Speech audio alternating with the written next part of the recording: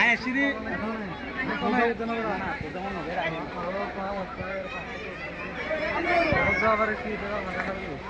আয় প্রোগ্রাম চলতে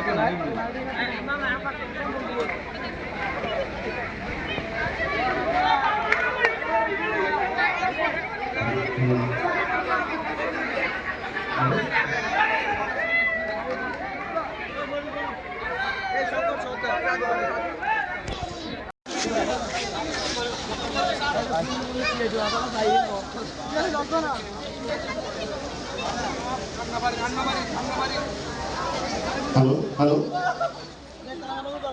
আমি আবারও দর্শনার্থী আমাদের গ্রামের যুবকদের প্রতি আকর্ষণ করছি। আমাদের মানুষ উড়ানোর কার্যক্রম শেষ হয়েছে।